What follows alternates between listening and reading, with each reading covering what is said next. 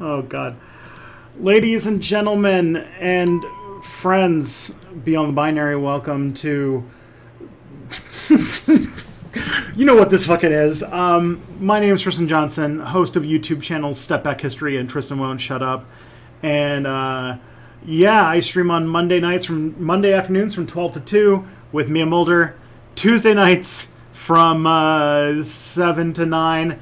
And I also stream on Fridays with The Reactor. But today is a special sort of insane day, is it not?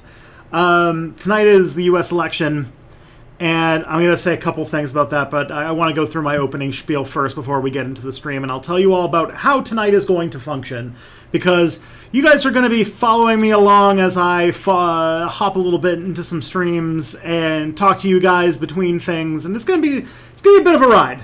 We're going to have a bit of a time. Yes, I go by he, him pronouns. My work can be found at stepbackhistory.com or tristanwon'tshutup.com. And if you have Amazon Prime, to watch TV shows or to get 2-day delivery or whatever reason you have for doing it, if you have that, you can give one free Twitch Prime subscription every month. And if you don't do it, Amazon gets to keep your money for Jeff Bezos to have sex with.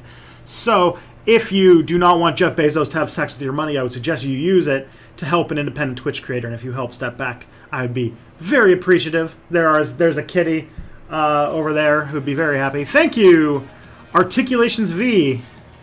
So this is Betty. Hello, Betty. I did not know you had a Twitch. And thank you, Light Kai Armanov.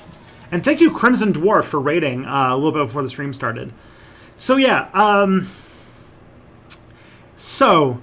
My latest Step Back video was on the rights abuse of history. And my next Step Back video, I'm hoping, like right now, its current tentative release date is November 11th. And it's going to be on Vietnam and how the Vietnam experience birthed the white power movement. It's hopefully it's going to be real scary. It's certainly given me very, very, very tense feelings while doing the research for it in this day and age. So that's a thing. And my next Tristan Won't Shut Up video, which I filmed today, is on the subject of innovation and motivation and financial incentives, and basically about why capitalism and markets and financial incentives are actually like the worst thing that you could want to motivate you to do things and to get people to innovate and think of new things. So yeah, that's going to be out hopefully soon. What else we got? Let me take a looky-loo. That's all I have for the opening spiel. Now let's see if we got anything cool in the chat going on. There's 3 live streams, just my subscriptions, and a half dozen more. Yeah, it's a thing. Do you think Trump has a better or worse chance than Carter did in 1980? Better, probably. We'll see. We'll see where the things go. The die will be cast soon. Do you think there will be a GOP leader who's just like a regular right-wing politician? Like, will there ever be another George Bush Sr.? I can imagine that if tonight goes very well for Biden, that there could be a backlash and the leadership of the party might make an effort to, say, change their primary process to make it easier for them to put their finger on the scale, because they saw how well the Democrats were able to stop their membership from pushing the candidate they wanted, how well the Democrats were able to kill the Sanders campaign. And I imagine that they'll be wishing that they were able to do that in 2016. And so I imagine that there will be some reforms for the GOP Rules Committee before the 2024 primaries start up. That's just my guess.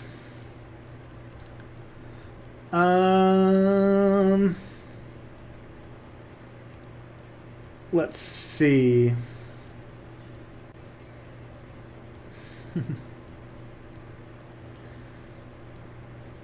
All right. Let's see. Nate Silver thinks Bernie didn't manage to increase turnout in 2020 because he'd already maximized left turnout in 2016. Thoughts on that hypothesis? Maybe. I do think that I'm starting to learn that I think Bernie's strategy was one that would work well for the general election, but not one that would work for the primaries, because the primaries make it so hard to be able to vote and participate in a significant way because of the like state by state aspect of it. And also that Democratic primary people tend to be more partisan party line people. So I think that Bernie should have had a different strategy probably in retrospect for the primaries. But for the general election, I think it would have been. I think that he had his, tapping out a larger base of people who don't vote regularly would have turned out really well. I think Bernie was almost tailor-made to win this election. So the fact that the Democrats did every underhanded deed imaginable to stop him is sort of them losing their own thing. If you don't vote, you don't have the right to complain about the government your country is doing. Thoughts on that take? There's so many people who are not eligible to vote, and there's so much bullshit to stop people from having the right to vote that's full of shit. And also keep in mind that in America, voter suppression is like extremely harsh. So it's pretty easy to not vote when you have to wait in 13-hour lines to do it on a work day, and they just randomly purge you off the voter rolls, and you have to register like weeks in advance and all sorts of other bullshit. Should capitalists devote resources to electing Democrats, or should we leave that to liberals and progressives? I think anti-capitalists should take each battle as they come. When it comes to election time, you choose the best option of the options you have in front of you and do what you can. And then you use the resources next to fight the next fight. I think that the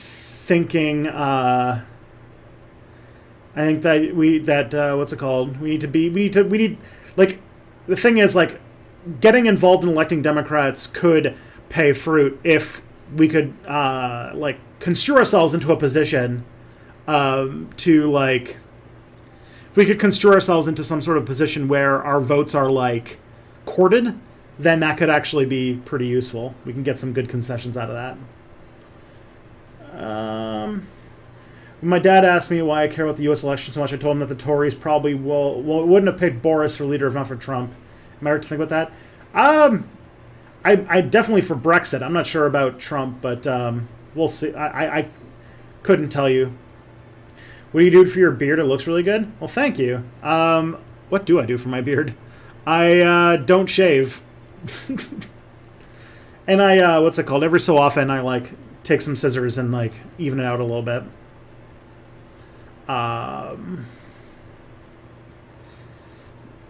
My dad thinks YouTube videos of people face planting off skateboards are funny, but me and my mom just cringe. I wonder if that has anything to do with being more conservative. You're more likely to laugh at strangers getting hurt if you don't have a compassionate worldview. It's fairly likely. What's my opinion of Aaron O'Toole, the human thumb? Don't know too much about him yet. He's I don't exactly know what fucking dark corner of the Conservative Party he comes from, but I imagine that he's probably, I don't know, but he's a conservative, so I imagine he sucks. If Trump wins, will we see a 1917 in America? I think that's a little, Americans are some of the most learned helplessness sheep in America, in the world. They're they're afraid of being uncomfortable. They don't have that much bravery. I don't think 1917, you're not going to... The conditions on the ground in 1917 in Russia were very different from the context on the ground in 1990 or 2020 in America. Things have to be way worse than they are now. Are Dominionist Christians fascists? Kind of. They want to they basically want Christian supremacy and, using that to basically kill or segregate or make second-class citizens out of everyone who doesn't fit their sort of view. Are there historical examples of mass voter abstention campaigns that bear fruit? None that I know of. All right. So now that I've answered a few questions, I got to say what I'm going to be doing tonight. So I'm going to hopefully, as the stream gets going, try to get myself into Jack Saint's Among Us stream. We'll see. And if that happens, then that will be, I'll do that for a little bit. And then hopefully, once the stream is over at 9 o'clock, I'm going to go and hop into the surfs for a while. That's like my evening plans, in case anyone was curious.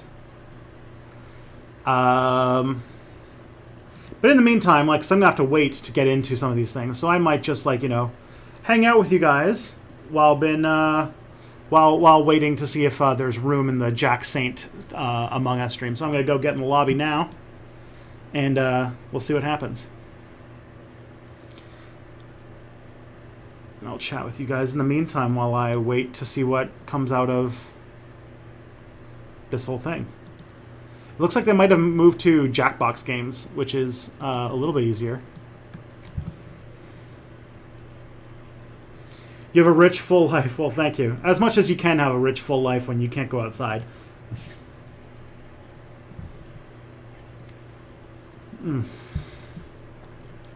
Most of the party registered voters are Republican. Is that a bad sign, or do you think non-affiliated voters will turn out for Biden? I think are you talking? You're talking about the Florida exit polls that have kind of come out right now. I don't have that much faith in them. They're sort of all over the place, and because there's big shifts happening, when you do the exit poll seems to matter quite a bit, because it seems to shift a lot moment to moment, depending upon when they did these exit polls.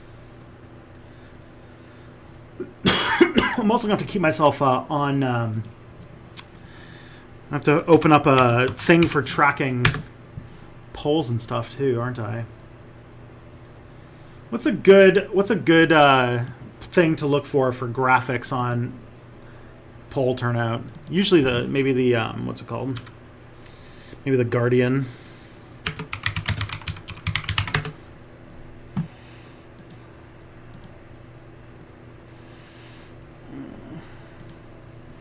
Well, we do have some electoral college votes have called. Oh, except Vermont has already been called for Biden, and Kentucky's already been called for Trump. Kel Surprise. Yeah, why don't we what's it called? Let's swap. Where's the chat?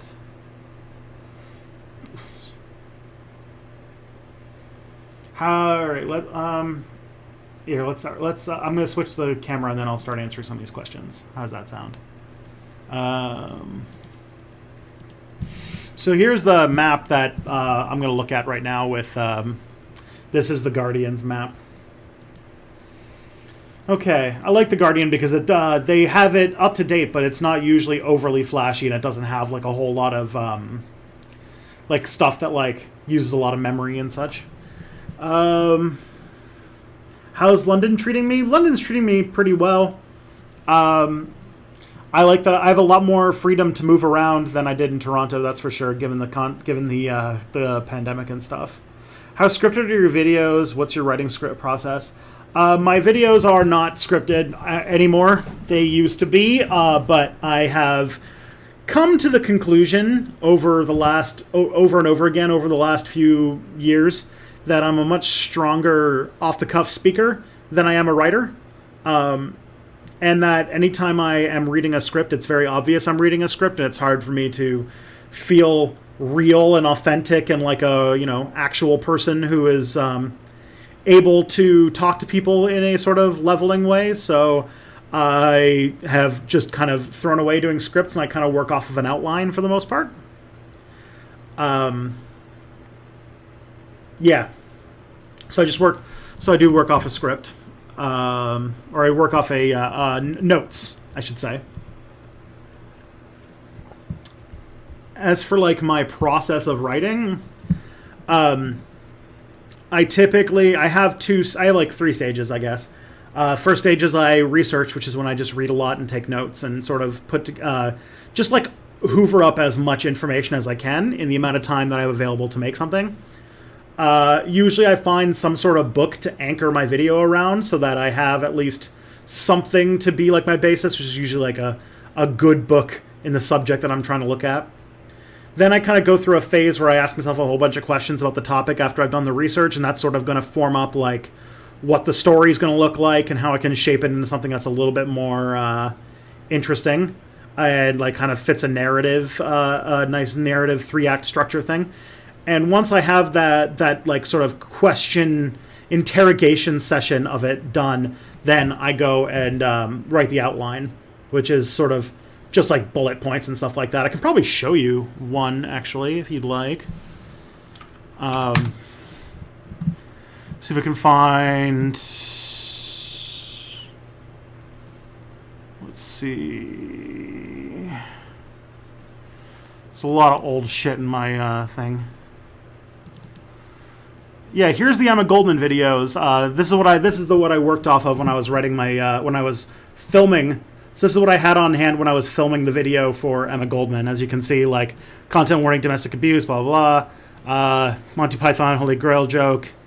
Gaston Streams, Curious Cat. So like you can kind of get an idea of what I'm of like what a typical step. This is like there's nothing else after this. Like I went and sat in front of a camera and used this to word for word say the whole video. So that was sort of it. Yeah, does look like Florida is leaning towards Biden now. That's nice. Ah, boy. Ooh. Georgia too. Interesting. Let's what's it called? Let's have that 538 thing open too. That might be helpful. So as polls in the battleground states actually get like called, we can like fill this in. So right now there's only Kentucky and Vermont, which are not swing states, so we're not going to worry about that right now. None of these are surprising. Kentucky and Vermont going the way they are is pretty normal. Yeah. Given you're in London, what's your opinion on Keir Starmer? Different London. Keir Starmer sucks, though. I will say that. Keir Starmer is... I feel like out of all the politicians in America, Keir Starmer is doing the most work to get to keep the Tories in power, because he's basically taking the most popular people in his in the Labour Party and trying to kick them out or give them less central authority in the party. If he wanted to win, he could like drop out and make Jeremy Corbyn in charge of the party again, but that's not going to happen. So. Kelly says they've already called Kentucky for the GOP. Is that a bad sign? No, it's pretty... If Kentucky went blue, that would be, like, really weird. That would, what's it called? He's been polling... Let's see if they have it here. Like, Kentucky, yeah, but, like, Trump had according to this, Trump had a 99% chance of winning Kentucky. So, it's, like, not a surprise at all. Just like Vermont, it's like these are like very decided votes. The only reason why, like, look at this. This is 18% of votes counted, and they're already calling it because there was no chance that was ever going to be the case.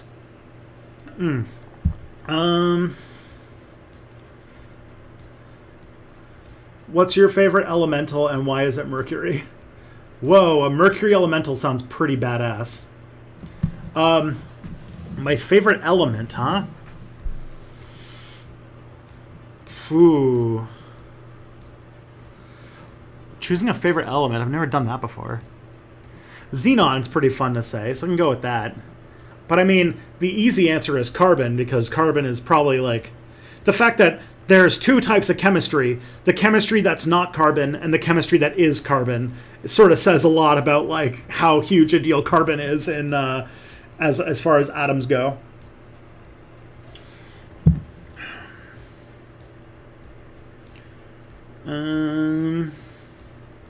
Would real degrowth require force? I feel like we aren't going to give up their technological comforts easily. Possibly. not exactly an answer I would like to go with, but I think that at least I mean, like, I don't know if, like, forcing the... Well, I was there just watching the polls. I don't count them. I don't count them votes. That's somebody in the... Yeah, the machine doesn't. Let's just mute that. Some random person in the voice lobby for the stream. Sorry you had to hear that. But I do think that we would need to, redefine growth and redefine success without necessarily defining it by economic growth. And I feel like that is a thing that we could do if given time. All right. I'm a new sub and really enjoyed watching your vids. I'll be in another stream all night. Awesome. Just got home from work. What's the current state of the dumpster fire? So far, nothing interesting has really had come through. Look at this. It's 7 o'clock is when a bunch of the polls closed, and so numbers are going to start to trickle in. And really, all that's been called so far is Vermont and Kentucky, which were never competitive races anyway. So nothing like... Right now, what people are really interested in following is sort of this corridor here.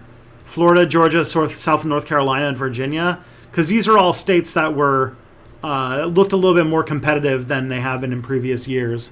These are like Republican heavy states that are sort of like breaking. And of course, the crown will be Pennsylvania tonight. That's the one everyone's eyes are going to be on. But so far, it looks like, Indiana going for Trump is not surprising. Like, liberal states are going liberal and conservative states are going conservative. Big surprises so far. The Appalachian left. Hey, thank you for following. Welcome to our gang. Thank you for being part of the Appalachian left. Pretty badass history of leftist activism there in Appalachia. You have a great legacy to be proud of when it comes to that.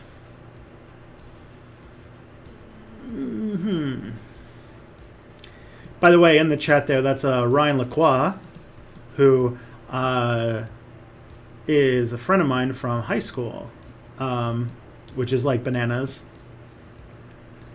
And then I ran into randomly at Ribfest a few years ago, I think, or something like Ribfest. How are things looking? They are, so far, not many surprises. Florida leaning towards Biden, but right now it's really that much of a thing. Although he is pulling ahead, but if Biden wins Florida, so there's if you guys want to know, since we want to look at the map here, if you want to look for things that are actually important, the first thing that we're going to have to look at is Florida. Florida is one of those things that's we're probably going to get the Florida results tonight, probably. And if you look at the numbers, Trump doesn't really have a pathway to victory without getting Florida. So if Florida goes to Trump, his chances of winning go up from 10% to maybe 30%. But if Trump loses Florida, his numbers are just not going to add up in any way that really has him having a real chance of winning. So that's one thing. Biden could lose Florida and still win the election. It would be a lot harder. So Florida's probably the one that we're going to have the most amount to look at today. Then there's Pennsylvania, which we're probably not going to know the results of because it's probably going to be pretty close, and also we're probably going to be dealing with mail-in votes and stuff like that with Pennsylvania for most of the night. We can keep an eye on the sort of Obama-Trump states, which are sort of the blue firewall of Wisconsin, Michigan, and Minnesota usually. So we'll see how those go, because there's some evidence that they'll go back to blue this time around, because they've sort of come around. But at the we'll talk about things as they come, I suppose. So right now, looking at Florida, 54% of votes are counted, and Biden is about 2% ahead, 2.5% ahead. Which, given how close Florida could be, that actually is pretty good. We'll see where things go. It's gonna be close. But yeah, it looks like Biden is currently looking okay, but we're far from decide on that one. It's going to be close. Florida leaning blue this early isn't surprising. No, not really. It's traditionally been a swing state, and this one, it's like I said, it's the leaning, like it's going to create too much anxiety in you to figure out what that is. In these states where it's going to be close, it's going to go back and forth all night long. So really, we're looking at, like, right now, like the polls have been closed for 26 minutes. So we're looking at what they could count with 26 minutes. So, like, chill. We still have a whole country to come in. But if you want to know, like, what kind of states are going to be interesting to look at, it's going to be these 3 states here, because they have been showing signs that they might flip. There is Texas. There's been some rumbling that Texas might flip, or at least that Texas is going to be close, which is really interesting because that hasn't happened in a long time. And then we got, like, all these Midwestern states where the races are, to lesser degrees, competitive. And then once the West Coast comes in, you're going to see a huge amount of Democratic votes just pour in, but that's going to be long after the stream is over, so...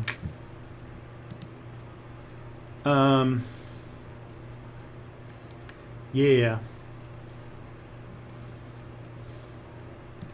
Okay, let's see. If Biden wins in the future, how many 2020 alternate history stories are going to be there to see the virus never happened and Trump gets a second term? Oh, someone will make it. I imagine there's a lot of Trump supporters in the alternate history community, so I can picture that there's going to be somebody who makes it. McConnell's up by 10 points in the Kentucky Senate race. It's no contest. It was never going to be. Hey, maybe if it was for what's his name, Booker, but no, they killed it. That was such like what's it called? Kentucky's like such a huge fucking waste of money for the Democrats. They poured shit tons of money into Kentucky, thinking that they could peel the Senate off of Mitch McConnell, and it didn't go anywhere because what the hell was her name? Like Amy something was such like a shit tier candidate who literally, like, her ads were literally saying that she was a Trump supporter but was a Democrat, and it's like, oh god, this is not going to go anywhere. Hey, ANC Jamalist, thank you for following. Welcome to the Org Gang. For zero count in Vermont, it's already decided, yeah. Very low chance that the Republicans were going to take Vermont.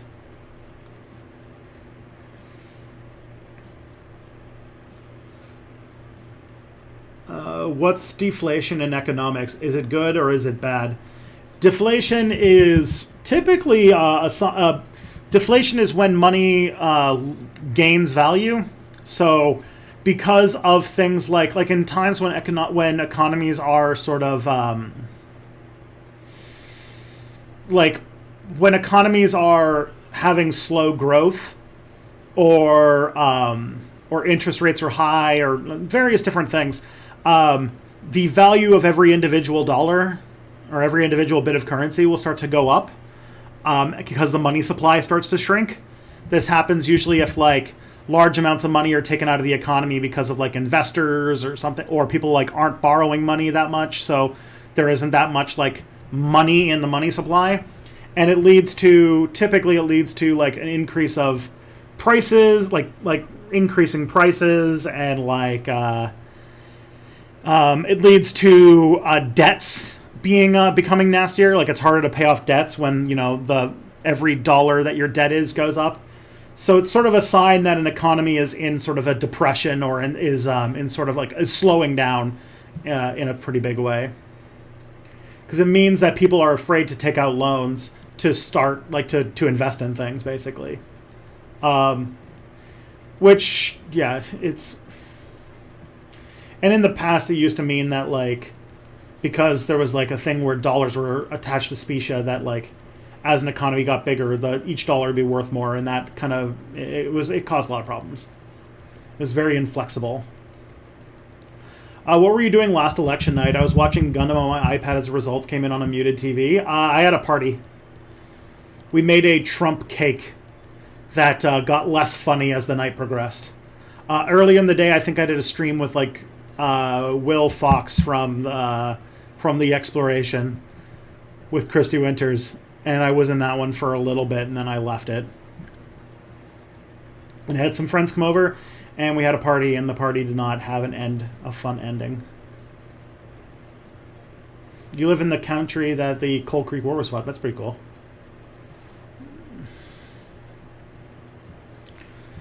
Oh, West Virginia has been called for Trump. Another big upset. I don't think West Virginia was even like, yeah. West Virginia was never going to be. These are the reason they're getting called so early, even with very few counting, is because these were not very competitive races.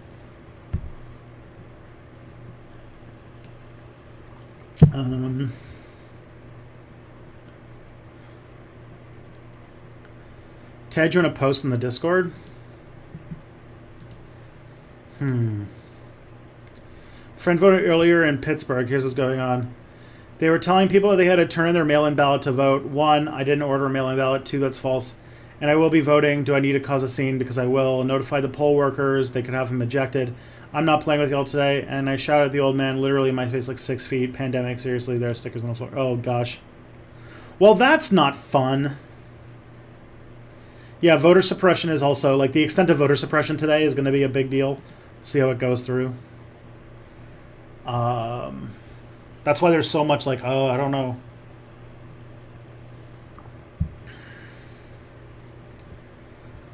McGrath was such a waste.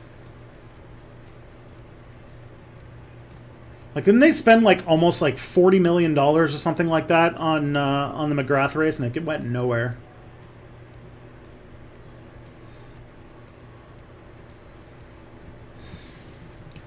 Corbyn, Boris, or even Starmer, nothing really changes here. She's probably my bill, but nothing really changes. How do I explain to my dad that is an insanely privileged thing to say? I mean, you just say, like, it's pretty rich for, like, a middle-class pensioner to say when, like, Corbyn's obviously, like, super different from those other two. I don't know.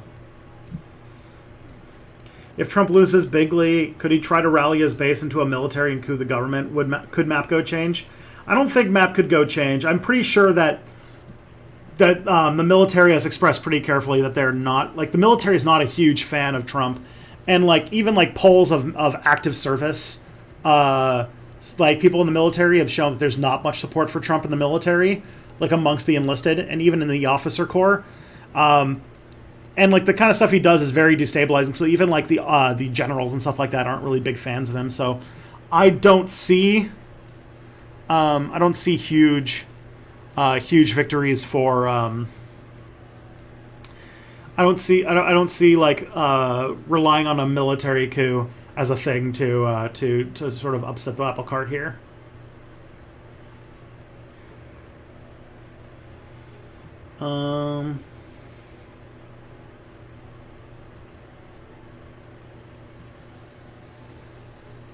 Where's this map from? This is The Guardian. Do you respond to the YouTube live chat? Yes, I do. Can you summarize the situation so far to a non-USA citizen? Sure.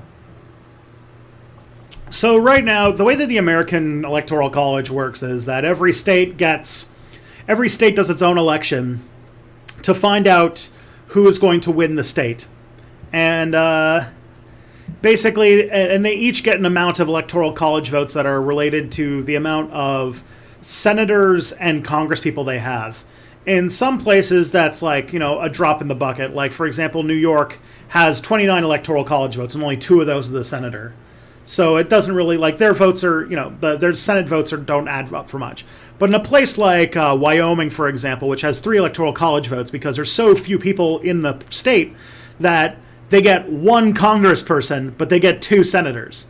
And that means that their votes in, like, Wyoming mean, like, a whole lot more.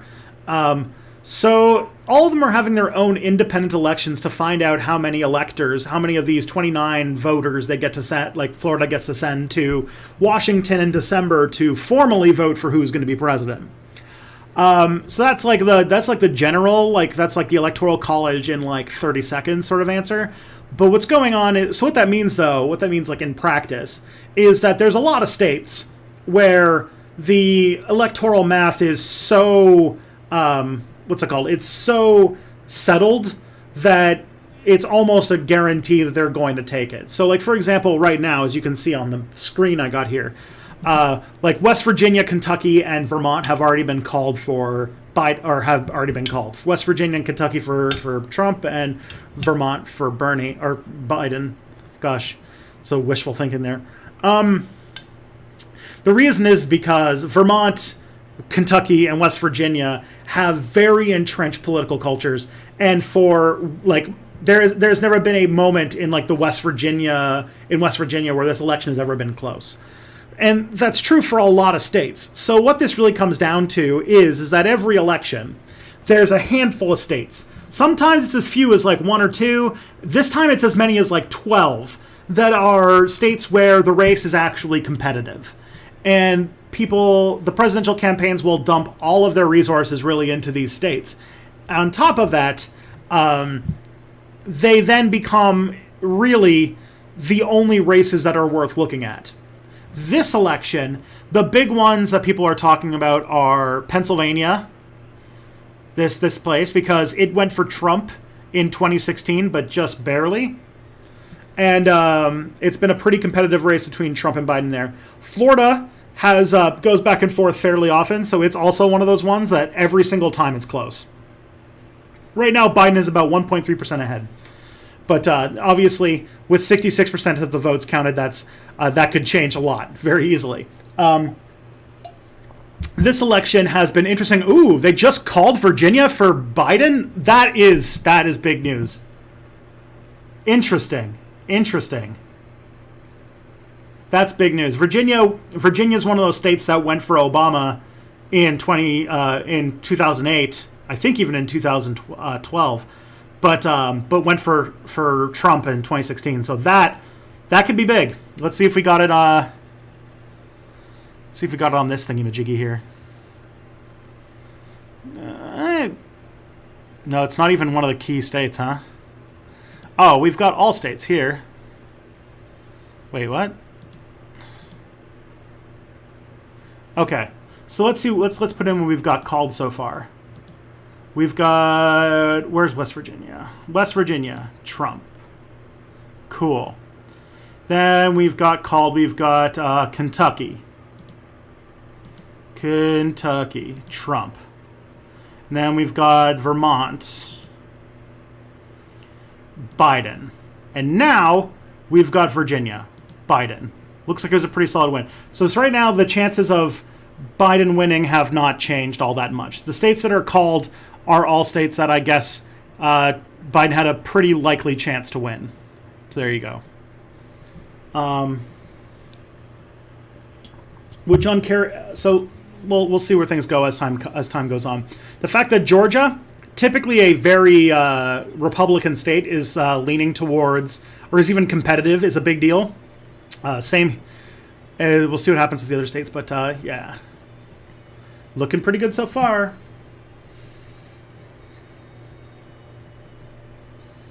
Would John Kerry continue the Iraq War? Probably. Probably would have been like Obama, just like, it's over, but we're just going to stay there forever. Are you familiar at all with the Tennessee Senate race? A black woman who ran a grassroots campaign won the primary of a corporate-funded. I did not know that, no. Is Florida leaning blue with or without the mail-in? I think that this has, I don't know where mail-in is on this, honestly.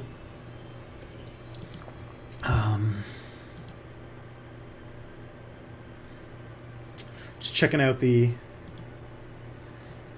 Jack Saint room. All right. Any tips on how to flee the country if Trump wins again?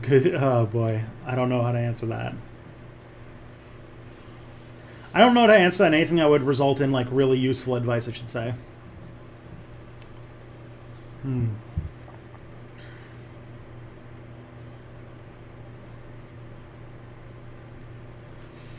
I'm under the impression that mail-in ballots have not started. Yeah, mail-in ballots haven't been counted yet, I don't think. I think it's early votes that are getting counted along with the day of votes. Is the U.S. military a command economy? More or less, yeah. Can you please explain the psychology of reason why Twitch viewers spend time typing in the chat of a big-time content creator when it's almost impossible to keep up with the chat conversations? Like, have you seen the Hassan chat, 9K viewers typing all those things at once? Yeah, I have seen it. It's bananas. I don't know what the psychology of that is. Yesterday I had a sub, and she was telling us to not Democrats and told us how bad gays are, and I kept trying to challenge her. I think she thinks Corona's fake. A sub? Like, it's a weird sandwich to talk to. Or are you talking about a submarine, like as an underwater boat? I'm just confused. Florida is leaning towards probably a narrow Biden win. Like, possibly. It's so close right now, though. It's like 200,000 votes right now, and it's looking closer. Well, okay, that might be cool. Let's see where that goes. We'll see. It's still, like, it's close enough that we shouldn't be counting our chickens yet. Ohio, though, leaning blue, and like that's pretty big. That could get called. It's close, or it's not close, but like it's not very high counted yet. And Ohio, I think, is one of those ones that could be still a swing state this time. Ohio used to be like the prototypical swing state, but a lot of people were thinking that the Republicans were going to take it this time.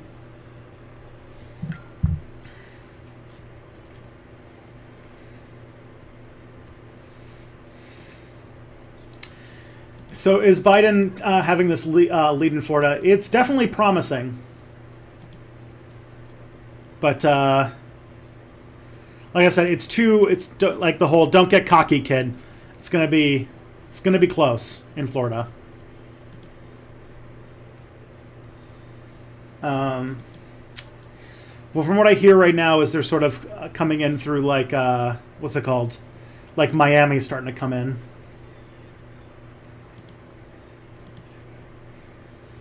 And yeah, if what's it called? If Florida gets called for Biden tonight, that would be a huge deal. Like if Biden carries away Florida, this is going to be like that. It's going to be like very likely that that Biden wins the election. Ohio would also these two leaning this way is pretty good, but this is way too early to even have hope. This color is lying to us. And yeah, I always have to point out Kelly's home state of Indiana is going for Trump. Hoosiers.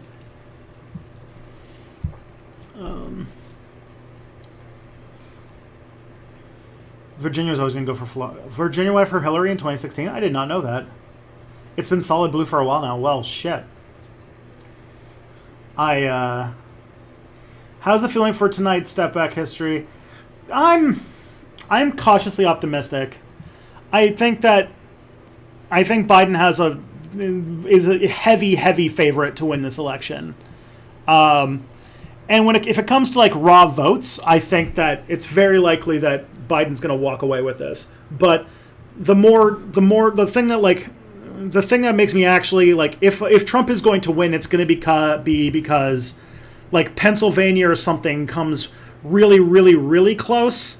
And then they have to contest the election results, or they have to contest, like, do a recount or something like that. And Trump does some jiggery pokery and does some like underhanded shit to sort of ram it through. So.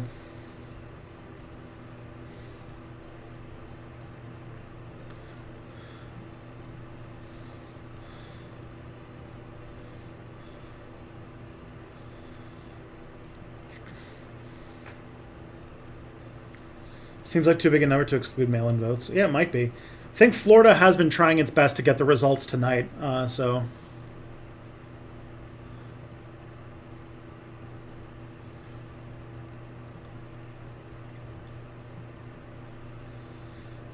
Do you think Texas will flip? The pundit class has been talking about that for years. Yeah, Texas is like the fusion power of American electoral politics.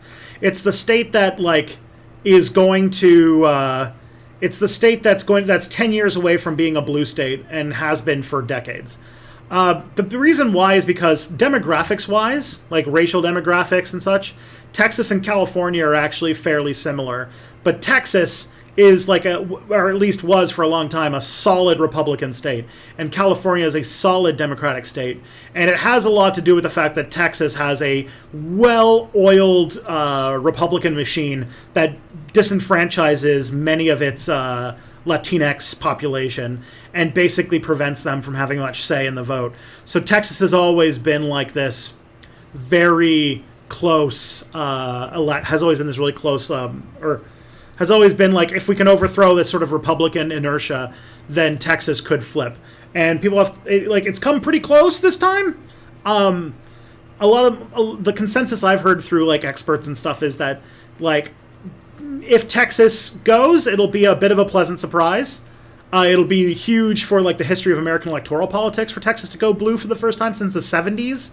But, like, honestly, like, don't count on it, is the thing.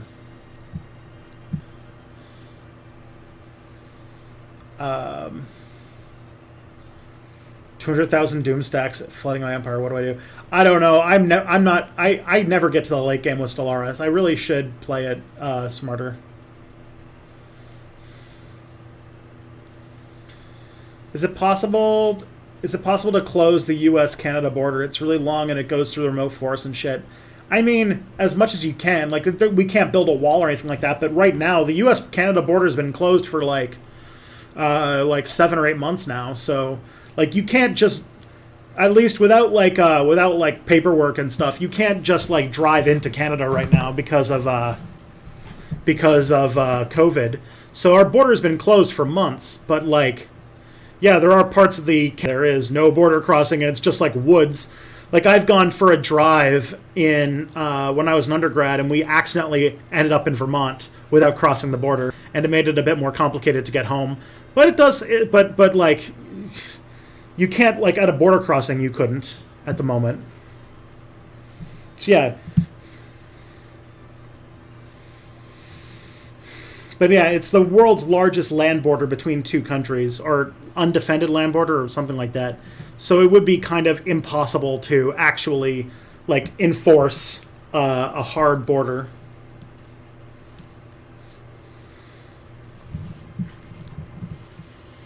CM was saying the North would probably get more Republican over time, that the South would get more Democrat due to how they count the votes.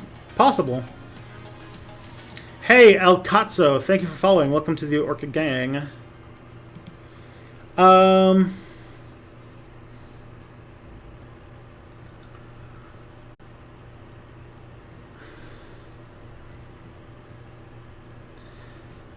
People are kind of saying that the way that Virginia's gone with sort of like the what's it called?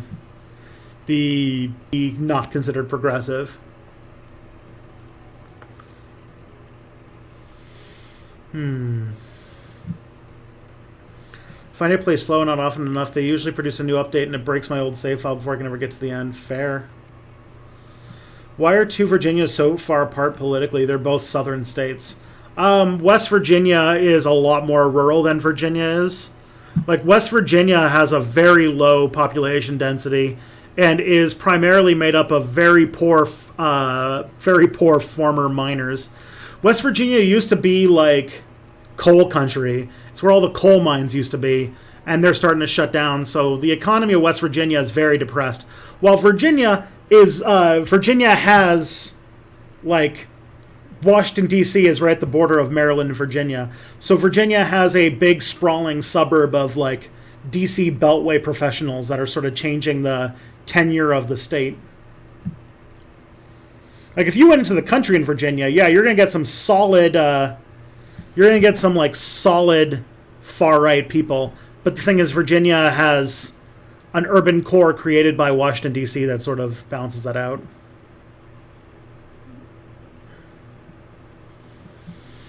And, like, a lot of these East Coast states, like North Carolina, South Carolina, Georgia too, they have cities on the coast that are, like, big cities. Like Atlanta, for example, is sort of like a liberal bubble in this big, like, conservative state. So it's sort of like urbanization is the big thing.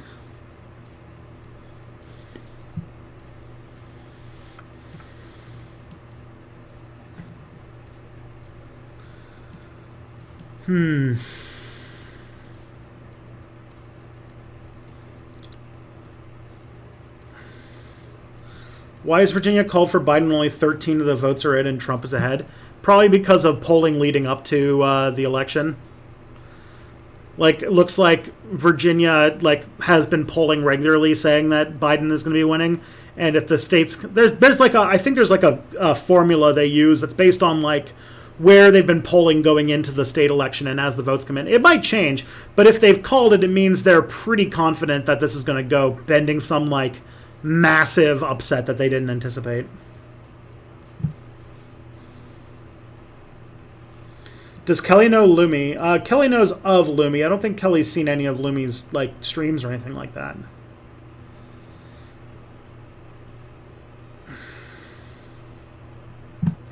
Lead in Florida is closing? Yeah. Not surprising. Hey, Mia Mulder. Hello. Thank you, Packrat, for following. Welcome along.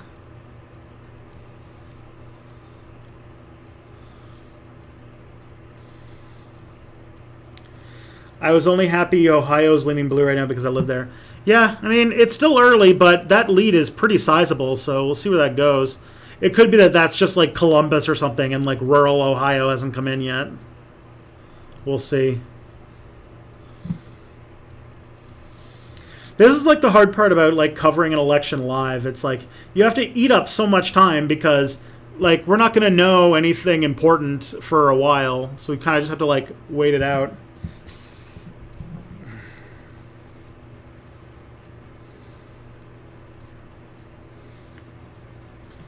It was a Trump-leaning toss-up. Yeah, Ohio, I mean, Trump, like, a Trump-leaning toss-up, 55-45 is, like, pretty close. Like, within 5% is, like, pretty close to just, like, flip a coin at that point. Aren't you Canadian? Yes, I am Canadian.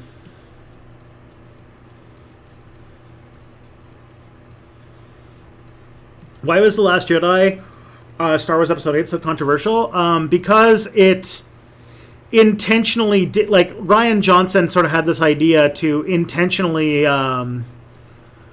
like Star Wars had built up such like a constant like set of expectations for what a Star Wars movie is supposed to be, and Rian Johnson decided, well, what if we didn't like just make another paint by numbers Star Wars movie and instead made a movie that was sort of a commentary on the Star Wars movies about like, oh, South Carolina has been called for Trump.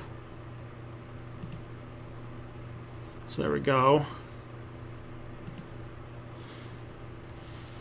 That was one that could potentially have floated, but wasn't like the most likely. Like you could take a look if like like Trump had a 90% chance of winning, so this is still like not a very competitive race.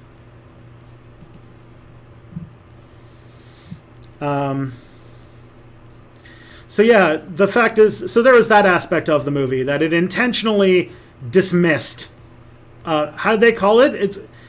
I'll get to that in a second, but like Last Jedi, Star Wars Episode 8 was like intentionally about like why nostalgia is bad and why like we should disregard the past and focus on the future, and like sort of like completely undermined a lot of like the tropes and expectations about like bloodlines and all sorts of random shit. And it was like genuinely really good and refreshing.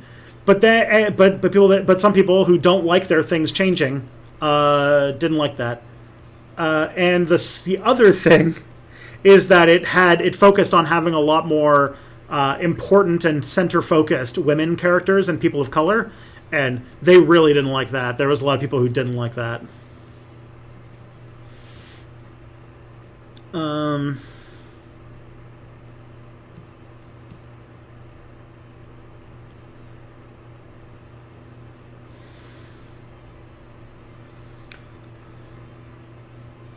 Looks like a QAnon supporter won a Senate seat. Gross. Hey, thank you, Vanucci208. Thank you for following.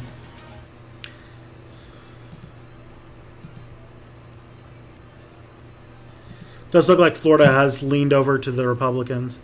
It's so close. Yeah. Florida gonna Florida.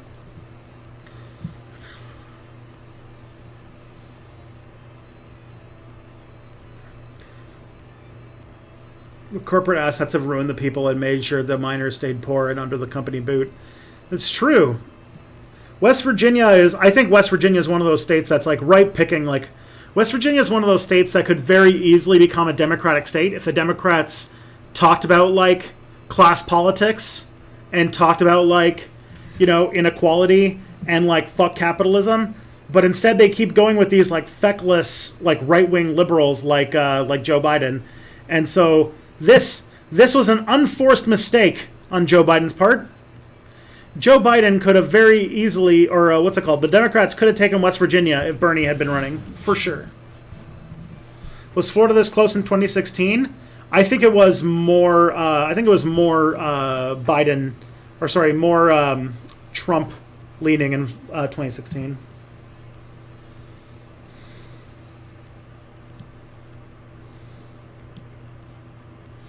So he just called Mississippi and Alabama for Trump. Kel Surprise.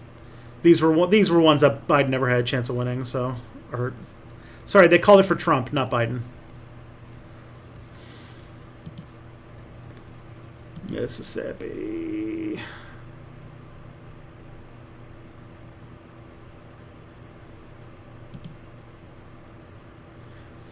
Alabama. See, look how it barely moves the needle at all. Trump still only has 11% chance of winning, so.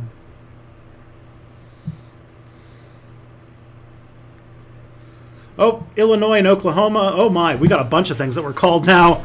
All right, let's try to get all of these.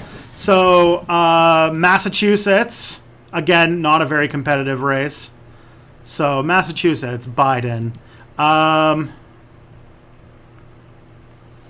Rhode Island, Connecticut, New Jersey, Delaware, and Maryland all went for Biden. That's not very surprising. So let's get those through. Rhode Island, Delaware. Where's Rhode Island?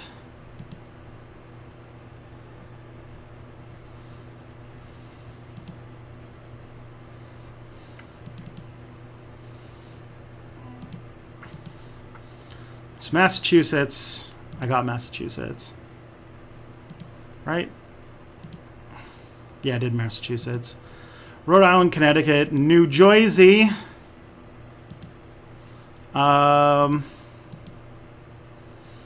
Delaware. See, right now a lot of non-competitive states are being called because they already had a pretty good lead for, like, poll-wise going in. What code does Maryland go by? MD, of course. And then Tennessee. Oh yeah, Illinois. And Tennessee went to Trump.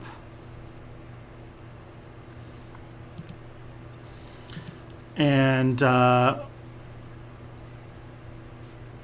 Oklahoma went to Trump.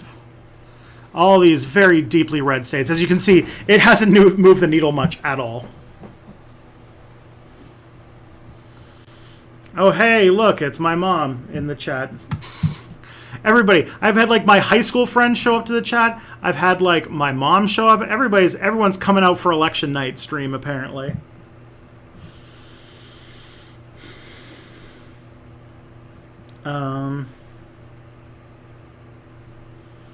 What we really need in Texas to have it switch to the Democrats is to have like a big flip. Like, look at this. That's interesting. To have like a big Texas flip and having like the Democrats control Texas for a few years to kind of undermine all of the. Mitch McConnell won. Womp womp. Big surprise.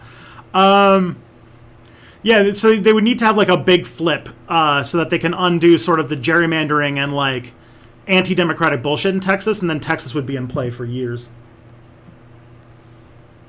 Because right now it's just like voter suppression and stuff like that that's keeping Texas from turning into a swing state.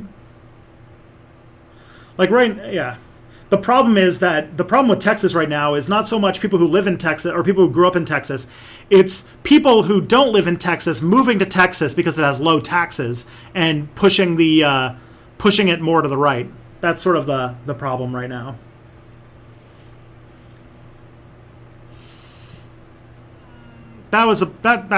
So as you can see, this is why the Electoral College is fucked up. All of those states just got called, and guess what? The needle didn't move at all because all of these were pretty much anticipated to have won to have gone this way anyway. I'm a recent history undergrad, and I'm looking at grad school, maybe beyond. What's your educational journey? What's it called? I graduated high school with a D- average, and then I tried to become a record producer for a year by going to audio engineering school. Failed out of that real fast, or failed out of that after a year. Then I went to a sort of community college program for trying to get for someone who wanted to go to university or wanted to get a degree but had bad high school grades. So I did that for a year, or for 2 years. And then I did undergrad for 3 years with an honors degree in history. And then after that, I went to do a master's degree in American Studies, American Cultural Studies. I did a 1-year master's in that. Then I did a second 1-year master in history. And then I got 3 years into a PhD before I dropped out because of Step Back.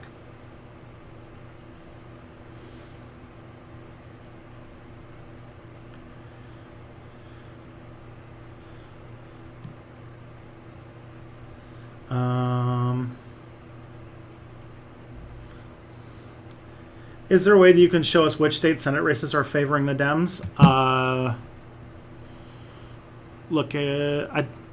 You could see this. I don't really have anything right now, no. People are just kind of yelling things in chat at me, which works. What's interesting is that Ohio and Texas, I mean, it's still too early. I have to listen to my own advice and not to get invested until... South Carolina's at 3%. How did they call it? Yeah, I think I just got a question by Vivian to a similar extent. So, like, the main thing about how that works is there's sort of like a calculation where I think they figure out what percentage the candidate was in like the average of polls going into the election and things like exit polls and stuff like that. And then they have, I think there's some sort of algorithm or some sort of formula that basically gets them to a point where because of the returns that they've gotten so far, based on it being sort of a random sample, they will, or there's probably some more complicated stuff under the hood. But basically, when they have like within a certain amount of confidence that the state is going the way that it's predicted, then it will say, "Oh yeah, then this is we're going to call it for this." That's more or less how it goes. That's pretty much how it is. Sometimes a state that is called gets changed, but it's usually a pretty big upset. But they're usually pretty convinced. Do you watch Star Trek? And if you do, what do you think of Lower Decks? I watched so much Star Trek, and I think Lower Decks is great. I've been having a lot of fun.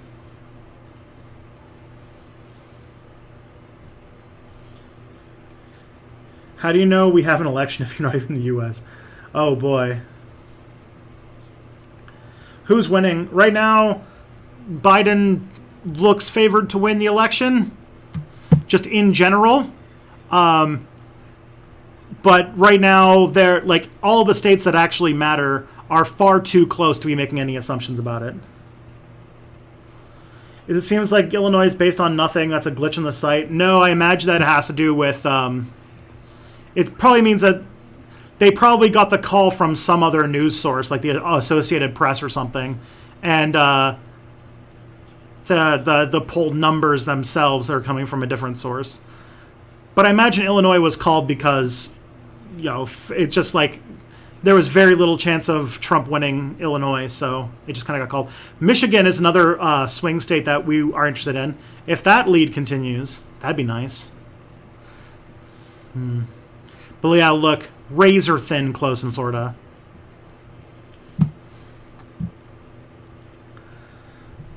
I loved Rian Johnson's deconstruction of the Jedi Order. I thought so too. I thought it was really good.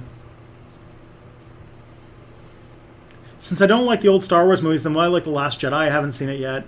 It's interesting. I think that I like The Last Jedi. I think it's worth watching. I don't know if everybody will like it, but if you are somebody who... It's sort of a deconstruction about how we constantly are living in, like, the shell of our history. And if we don't find a way to think ourselves out of the sort of patterns that previous generations have put us on, that we're going to be on a path towards endless conflict and ruin. And I thought that that was a really good message in the movie, and one that we should probably like think about more. But we didn't get that. Oh, here we go. That's interesting.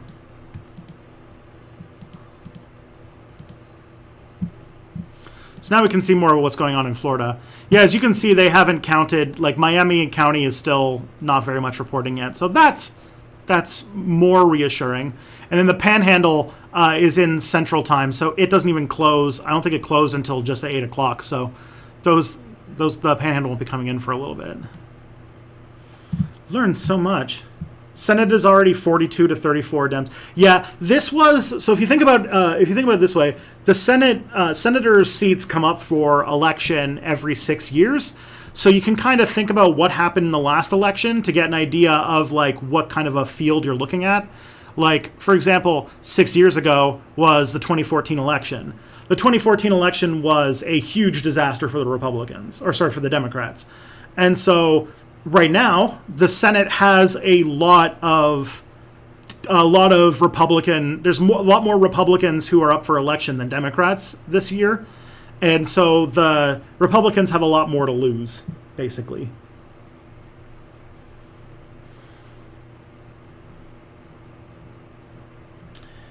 Biden got more votes in West Virginia than Trump, so why did he lose the state?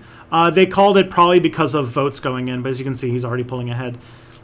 This is, I gotta like find the actual formula or something like that, but it's not as dumb as you think. Like it's based on math about them being within a certain amount of confidence that given the numbers that have come in and given the polls that they were going into the state, that they can be reasonably sure that the election went a certain way. Because when they do call a state, it's very rare that they change it. Because even after all the votes have been counted, typically it turns out that they were right. So are things still going well on balance? So far, things have gone. There's like, Pennsylvania has some numbers coming in. Okay. Still very early yet, but that is promising. Where are these votes at? Are they all in? Oh, they're in Pittsburgh. It's like been like one little thing in Pittsburgh. Okay. So, in general, nothing surprising has happened yet.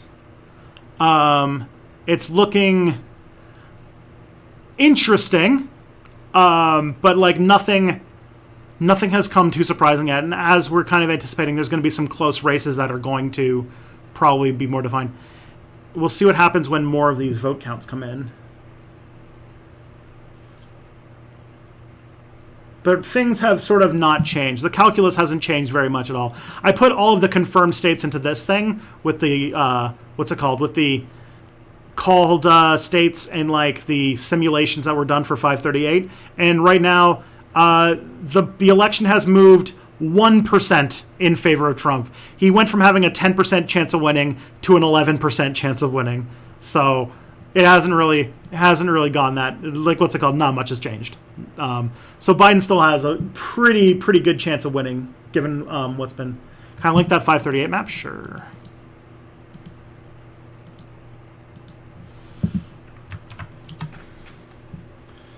Okay.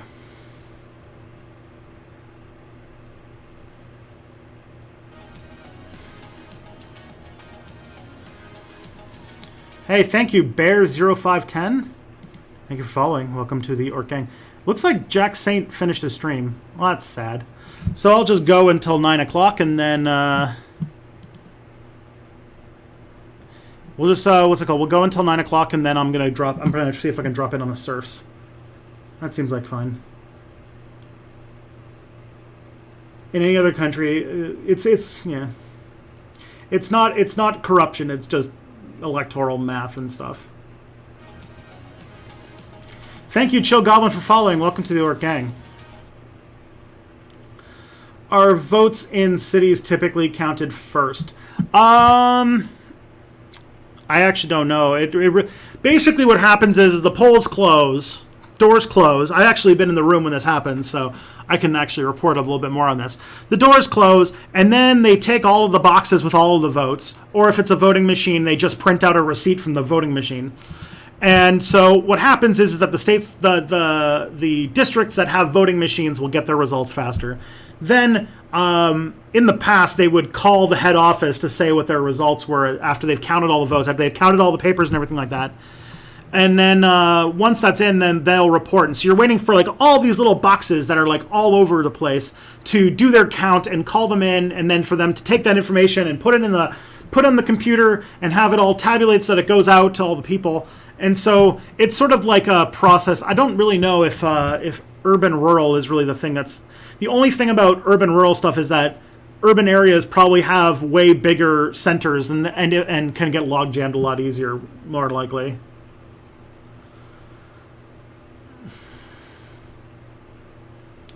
How many electors does each of them have so far? Biden has 85 and Donald Trump has 55. Okay.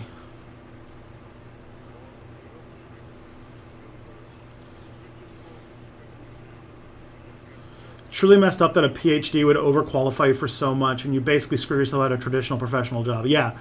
Getting a master's degree is a great investment. Getting a PhD, depending upon the subject, a lot. Because, yeah, getting a PhD, even if you don't go into academia, can set you up for a pretty lucrative career. It's just going to be harder to get a job. Like, you're not like the thing, like, if you get a PhD in something, it'll be pretty like the job that you eventually will get will likely be a pretty well-paying professional class job.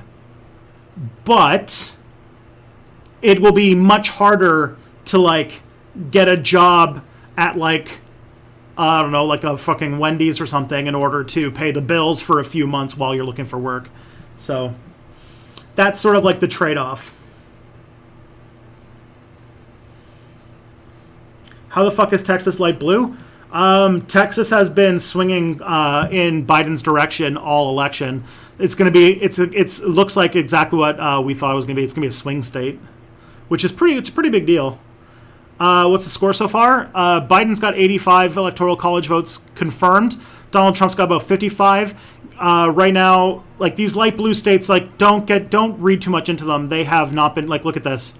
This is, yeah, Biden's ahead in Texas, but it's 45, like, what's it called? It's not even 10,000 or 20,000 votes difference. So, like, this is probably going to be a very, very close election and will probably be late. Same with Florida. Like, Biden's only, like, what? Like 1%, 1.5% behind.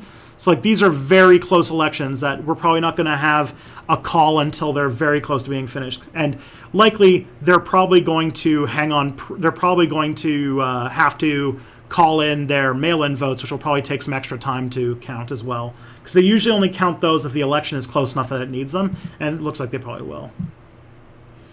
But Texas has been sort of floating in more of a blue direction for the last few decades, and so everyone's always been waiting for the year that Texas goes more Democrat, and this might be the one.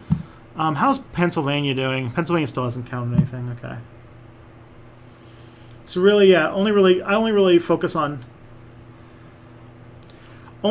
put a lot of your brain energy into races that have been called, and right now, out of all the races that have been called, there's no surprises. So.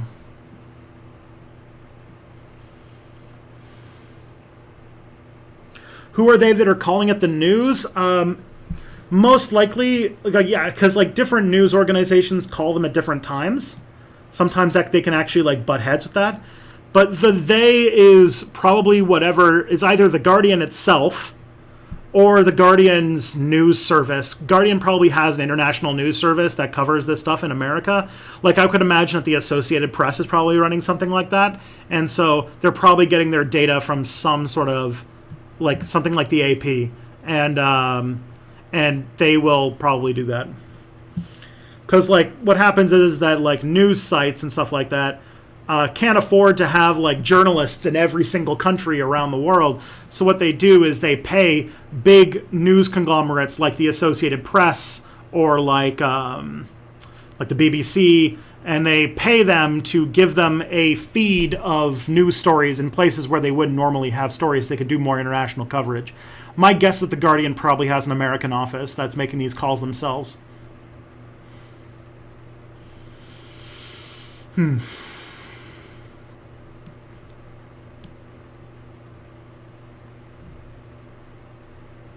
Florida is spookers. Florida's close. It was always going to be close. We're probably not going to know the results for quite a long time.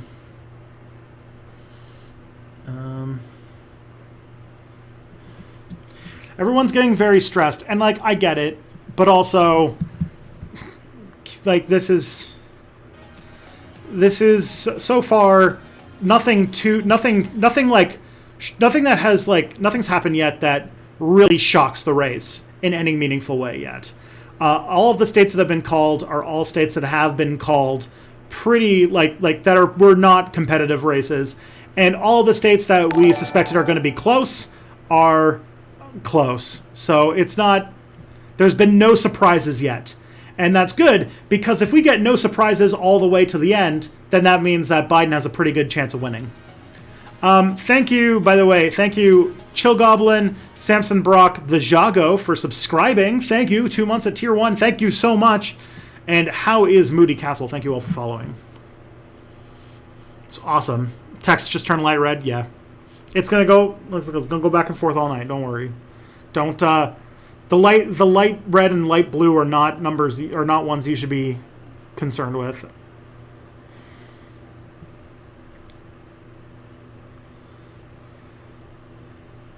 I feel like Michigan's going to be the deciding state? Maybe.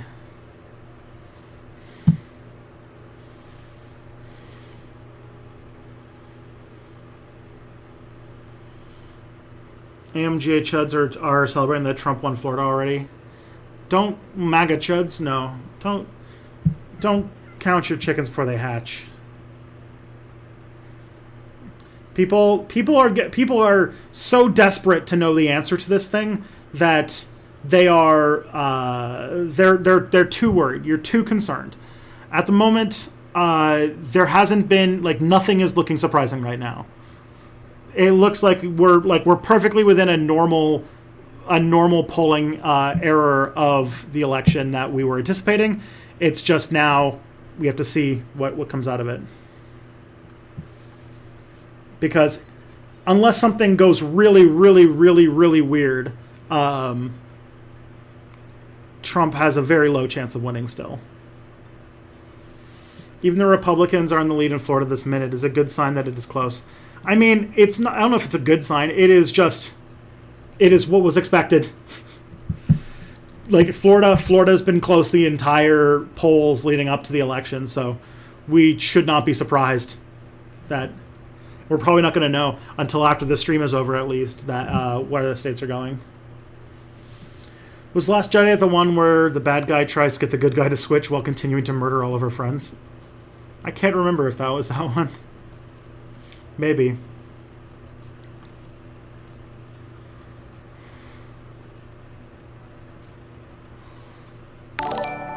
Hey, Appalachian Left, thank you for subscribing. Thank you. You're keeping this thing floating. This is like I really appreciate it. I'll make sure I'm not missing any super chats. Doesn't look like it. That's good. I don't want to forget. Couldn't you just leave the PhD off your application? Yeah, but then you have to describe where those years went, basically. Like, you'd have a gap in your resume, is the thing. Usually urban is later because polling places stay open due to lines, but this year is weird. True. Cori Bush won her thing. Awesome. Blue Ohio. Yeah, Blue Ohio. It's looking, yeah. It's not even like it's starting to like look like a pretty solid. If Ohio win, if Biden takes Ohio, that's pretty good news for tonight. That would be a surprise. Ohio was a swing state, but one that I did not anticipate Biden winning. So if he wins Ohio, that could be pretty good.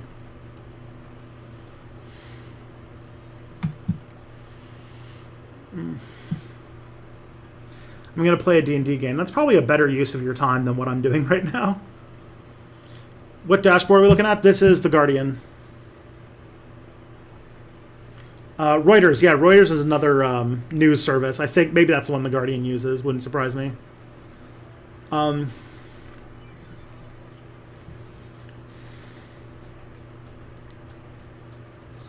Florida just went from 85% to 77%. Yeah, it probably means that they got like the wrong numbers or something weird.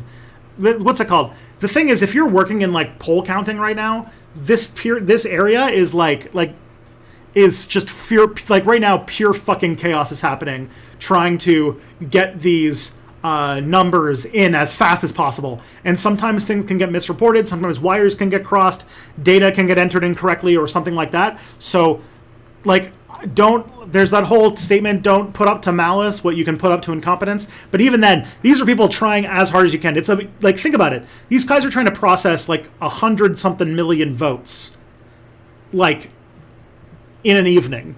Like, it's an absolutely Herculean task that takes tons of people across an entire country with very different state laws and different governments, and trying to get that all kind of coordinated is an Herculean task. And so it is not a surprise to see things bounce all over the place during a night.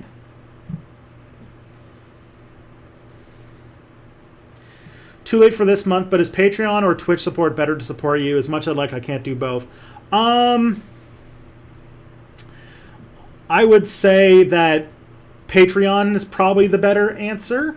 With Patreon, you'll get more out of it. If you don't watch me for my streams, if you're watching more for the step back videos, or you just want to support in general, Patreon is a place because you can pitch, like you can pledge as much or as little as you want, so that it's more easy to budget.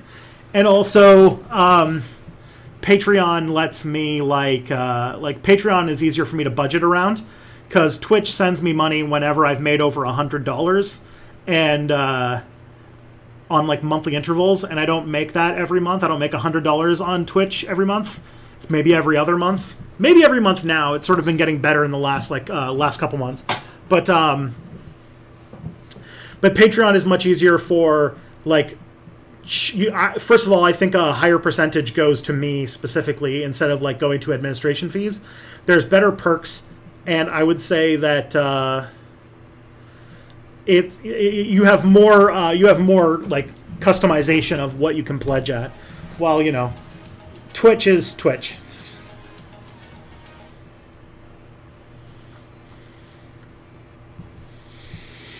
Would it be easier for you guys to avoid the light and the tyranny of light blue and light red if I turn the map off until something gets called? Because I can do that.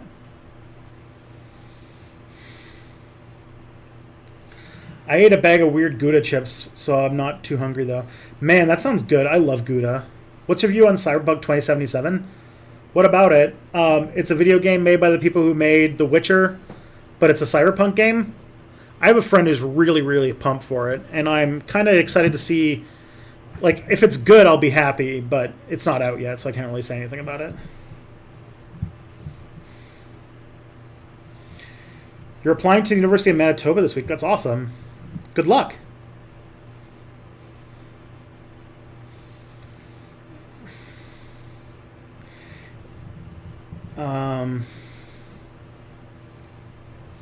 Once your stream is over, I'm going to go back to playing Half-Life Alyx, although probably without a stream on in the background, or probably the stream on the back.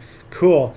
Is playing something like I would imagine that like doing something like playing a game with a VR setup, and at the same time watching a stream feels like it would be like really weird, because you like, isn't the whole point of like VR games to like kind of like immerse yourself in the environment? Does it take you away from that at all?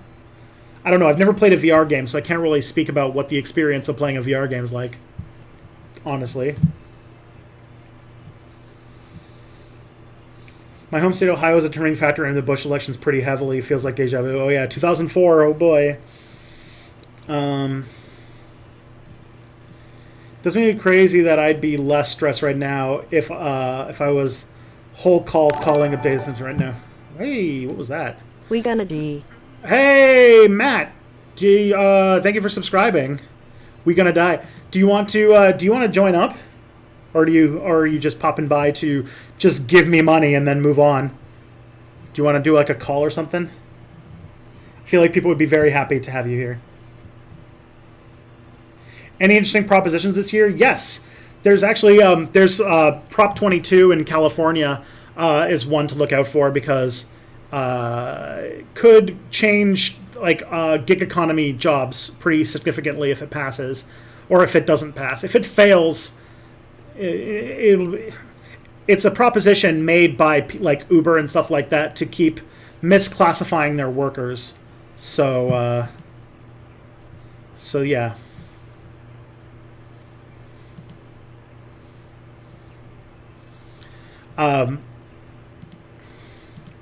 So that's a thing.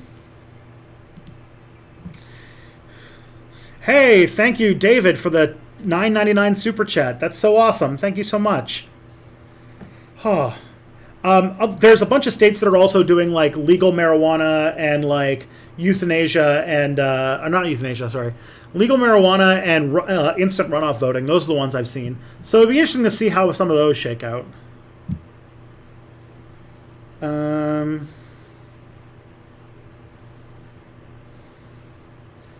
What's the ethics of destroying the entire planet because the Empire annoyed you? Oh boy. Florida looks very 2016. Okay. It's too close to call at this point, hence why they haven't called it yet. Oh, Trump just took Arkansas. That's, I imagine, not a surprise. And thank you, Inga Leonara. Thank you for following. Welcome to the York Gang. Okay. When/how did liberal become a dirty word? Ooh. I don't know, actually. Do you know Beau the Fifth Column? He's having a stream of this at the same time. Wouldn't surprise me.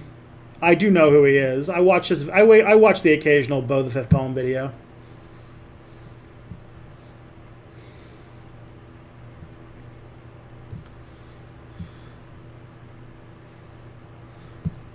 Arkansas is a place. I mean, that is one way to describe it, yeah. But again, like I said, even with that, like, the amount of states, like, the states that have gone to Trump and the states that have gone to Biden, none of are surprising. Biden's still ahead. Look at that. But, like, to be honest, like, if they calling Ohio or Pennsylvania or Kansas or Texas or, like, any of these other states are more interesting to see how they shake out, to be honest. Trump files emergency over ballot count in Nevada. Jeez. Legal cannabis is one of those progressive issues that would pass by a landslide in conservative states if they could get it to a ballot measure. It's true. Trump files emergency appeal over ballot count to halt ballot counting in the state's biggest county amid disputes over the accuracy of its signature matching technology. Oh boy, yeah, we're gonna have a lot of these over the next. If the election is really close, we're gonna see a lot of things like that. Which is more likely, blue Texas or blue Florida? I would say blue Florida, but we'll see. The thing is, if Florida goes blue, that's good news. That's basically Biden. Cory Bush did win. Yeah, that's pretty good news. Florida going blue is not a surprise. It is, right now you could flip a coin to see which way it turns out. Texas going blue would be like a historic upset. You're surprised Texas is leaning blue? I'm not. It is a thing that, like, Texas has been trending towards for a long time. So this is not super surprising. Would Ohio make up for losing Florida? I mean, not in the electoral college area, but I definitely think that if Ohio goes blue, that is a happy turnout. That means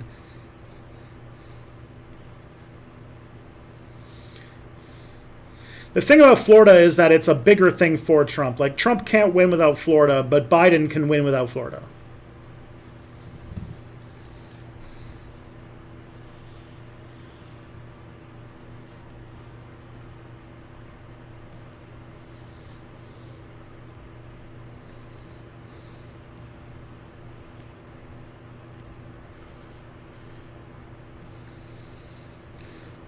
Trump would also lose without Texas. That is true. Texas is like... See, that's the thing, is like, you think about like the states that are swinging. Trump needs to win a lot more of them than Biden does. Like, Trump has more states that are sort of in flux that he needs to win than Biden does. Florida is at like 88% reporting already. Yeah. It's going to go late in the night, probably, to finish that up. They're probably not going to call it until it's like 99%, I bet. But at 9 o'clock, I think, is when... what's it called? We're going to get more of like Central Times basically now doing their first counts. So we're going to see more Mountain Time at 9 o'clock, which is when I'm going to go pop off and maybe go say hello to the Surfs and see what's going on over there. Let's see what's going on in internet world.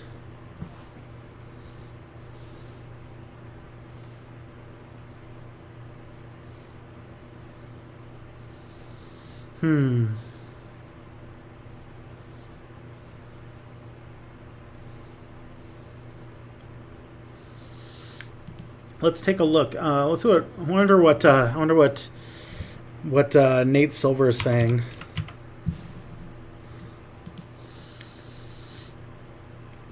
What we know so far, Trump looks good in Florida. Beyond that, not much. I'd say Trump's overperformance versus polls in slash 2016 in Florida looks mostly to be concentrated amongst Cubans, which may not tell us much about other states. Okay. The big split in mail versus election day votes just makes election night harder. Like, I think the Midwest sort of looks decent for Biden, but it's very hard to know much definitively unless you've really done like a lot of needle-like analysis on exactly what types of votes are in. In New Hampshire, where we're reporting election day and early votes are together, so since they're on the issue, Biden leads by 10 points so far. Yeah, that's the other thing too, is it's probably going to look a lot worse for us until the mail-in votes start getting counted, which aren't even going to happen tonight. So could be some of these states that are leaning red will start going the other way once they start counting in mail-in votes. What the fuck's going on in Michigan? Michigan was always going to be close. Like, what's it called? These are very, very small. Like, cool your jets, all right? We're very early in the count so far. We don't have things are far from decided at this point, is what I'm going to say.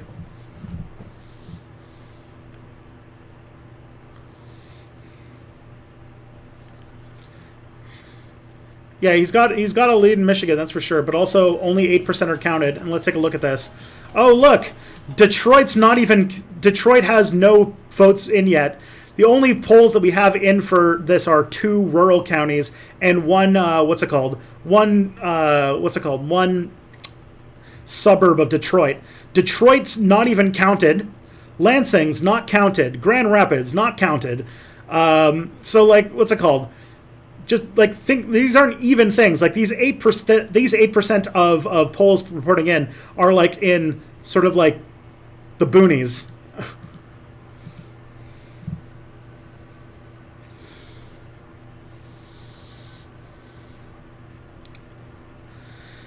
As I said, don't count states based on here. You know what? I'm not going to stop. I'm going to take it away.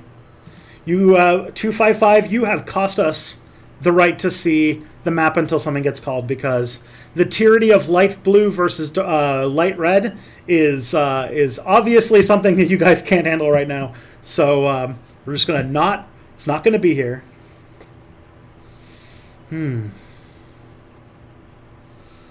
Watching nervously from across the world. Well, good morning, Marianne, first of all.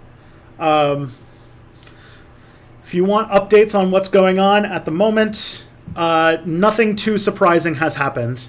Which, if things not too surprising seem to keep happening, then it looks like Joe Biden will win the election. But at the moment, we're not seeing that. Or at the moment, we are... At the moment, things are not looking like surprisingly big in Trump's favor, which is good because right now things look about what we expected, and because of that, based on like polls going in, it's still very likely that Biden's going to win. Typing in all caps isn't going to make things change. Trump 2020. Aw, that's so cute.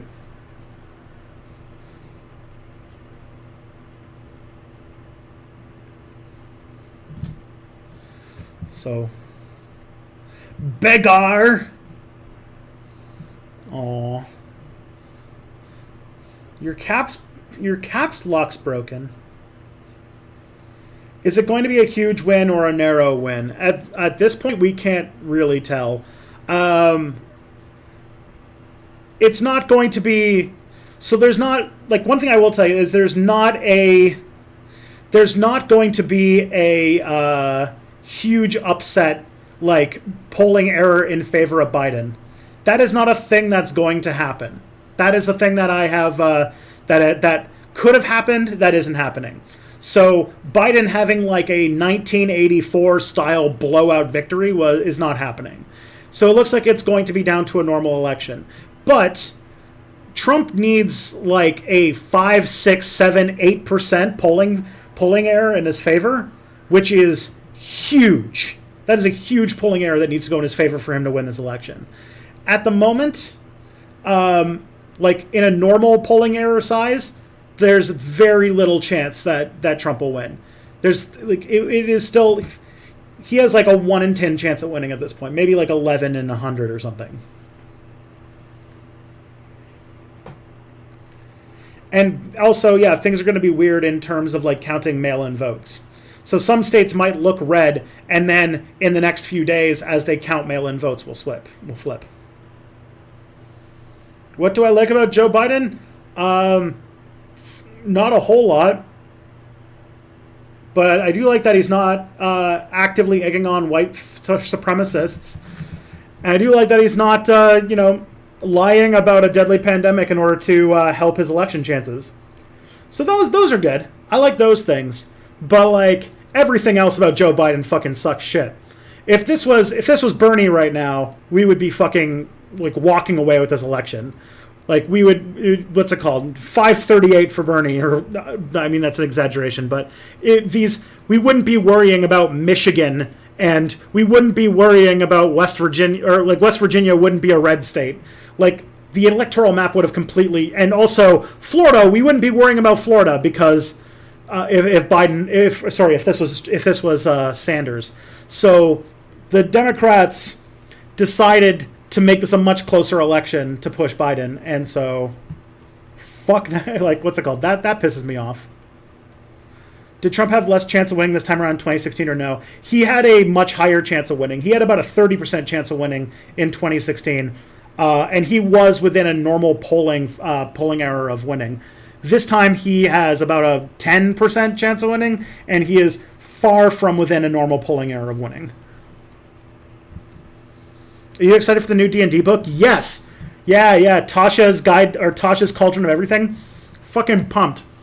Those are my favorite type of D&D books, because I don't really buy like the pre-packaged D&D adventures, because I run my own games all homebrew. And so my favorite kinds of D&D books when they release them are monster manuals and books of new character choices. And this one is like Xanathar's Guide to Everything, and Xanathar's Guide to Everything has hey Con Devil, thank you for following. Welcome to Orc Gang. So Tasha's Guide to Everything is a D&D book that I am excited for. Yes, this is true.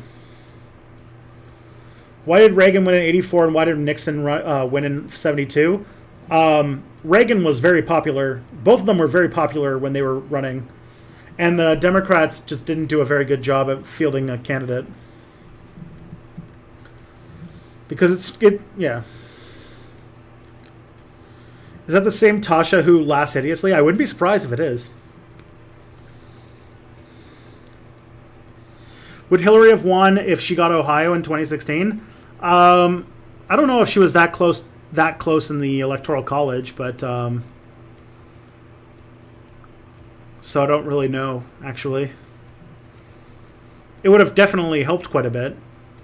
Because not so much about like the Electoral College votes of Ohio, but if she had won Ohio, it would have said more about how she was performing in the Midwest, which she did very poorly in.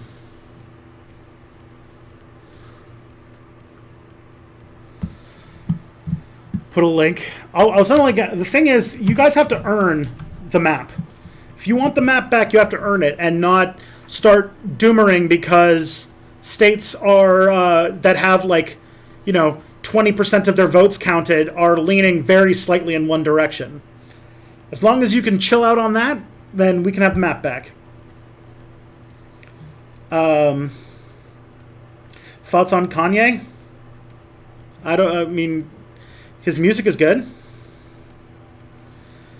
I know that he was thinking about running for president, but I don't know anything about what his policies were. Hey, Peter Bilodeau, thank you for the $4.99 super chat. Much appreciated. What's it called? Thank you for keeping this bananas thing. Do you think he's gone crazy?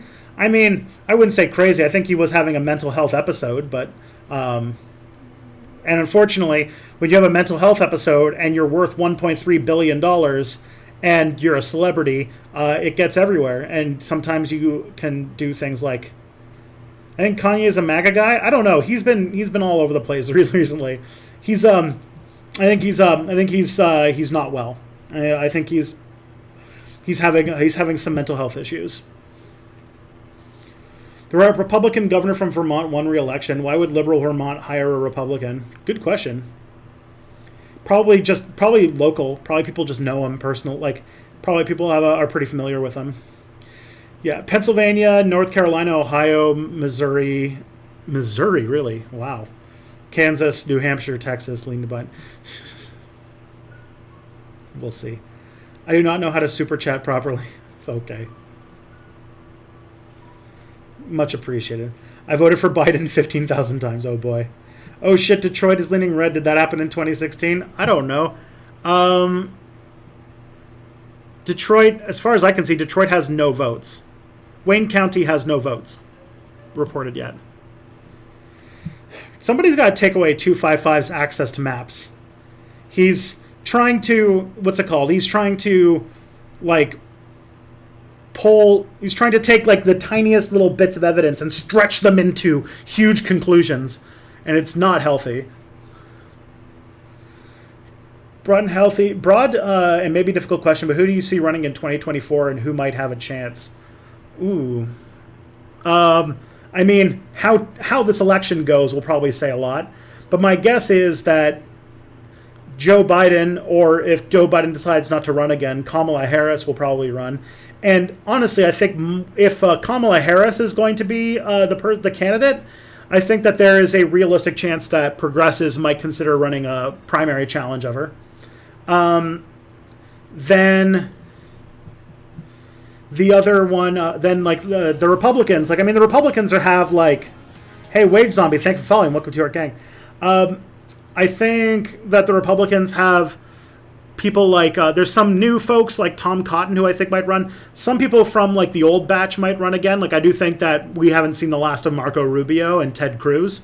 I think they're going to be running. They'll probably be running again. I could even see Jeb running again, but I don't. The more interesting thing is to see what comes out of who tries to steal the mantle of Trump is the thing.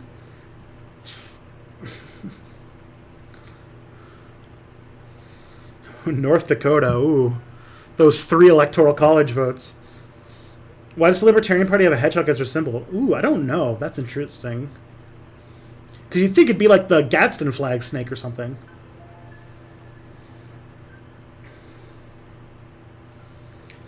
What will it take for the map to go change after the election? I think like the thing is, I don't even think that if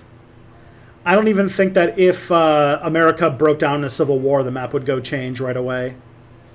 You wouldn't, because I think that you're more likely to see, if there is a civil war in America, I see it more going down the lines of like the Syrian civil war than like the American Civil War, where you're not going to see like areas declare independence as much as you're going to see like violence sort of escalate and the state unable to maintain its presence everywhere and sort of things breaking down into sectarian violence.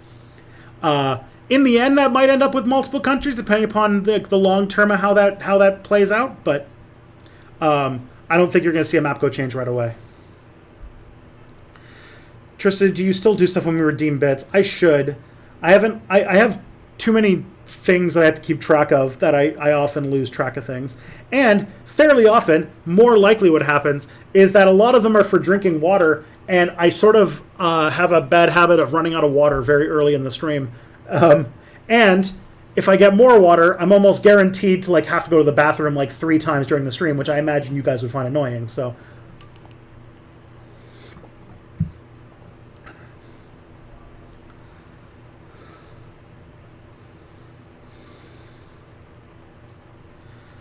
can you primary challenge a VP? If not, she'll get to be one. How things are going.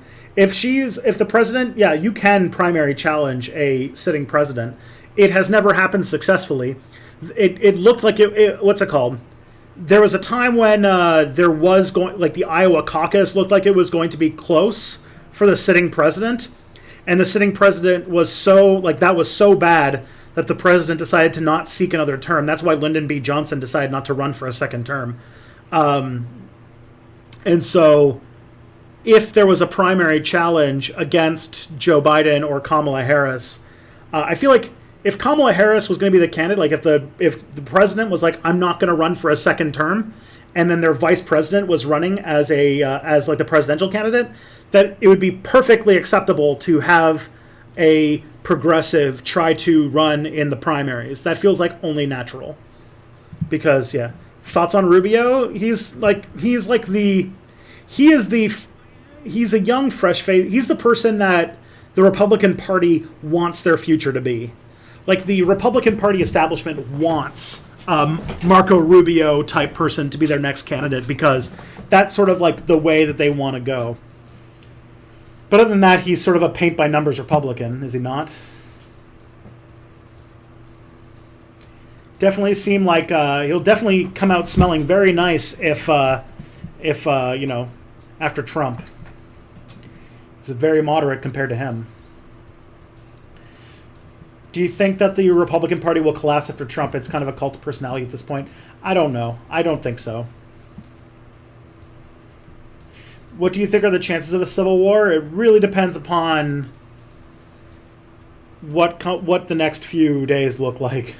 I think that it's still kind of low. Oh boy, Indiana just got called for Trump.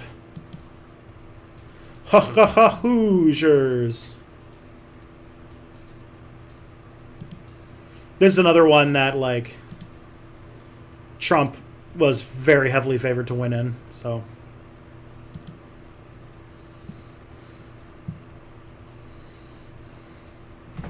I don't think Indiana's gone blue since like 2008 or something, right?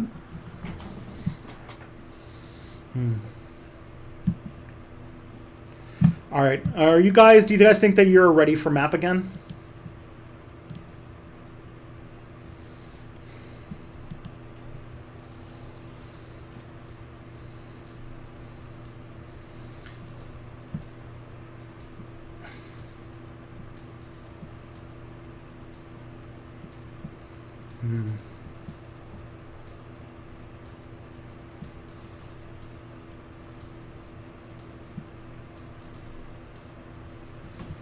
What are the odds that you'll make a video about the 1492 land back lane or about the Micmac fishermen?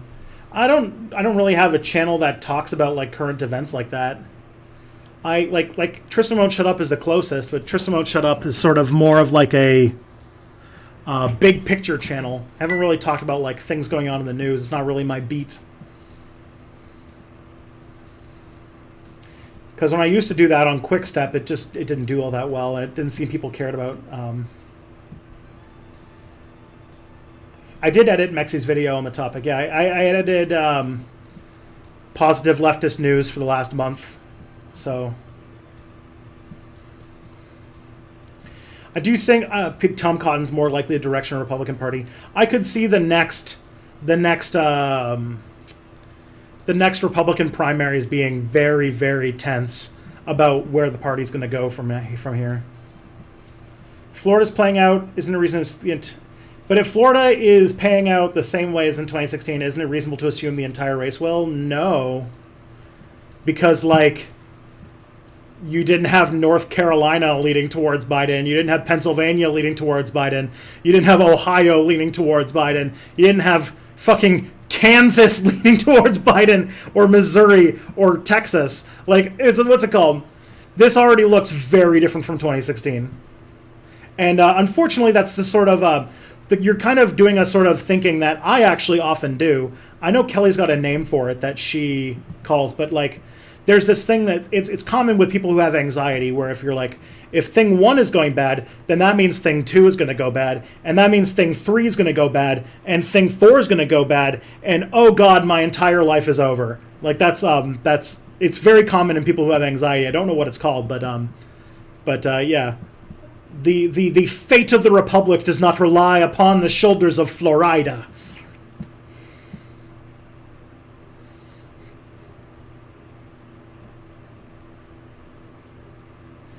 I don't think a civil war is likely. I think that an uptick in right-wing terrorism is definitely going to be a thing. Catastrophizing. There you go, Deputy Gandalf there with the word. Does this factor in absentee votes? My guess is that it's different in different states because of course it does. Hey, QZT555, thank you for following. Welcome to the Orc Gang.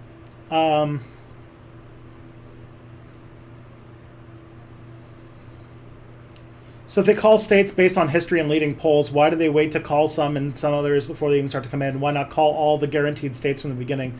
What I think is that they have... I'm not a statistician, but somebody who is probably has a formula that has like the states, like all of the states counts, right? And then they have where the polling data has been for all of those states.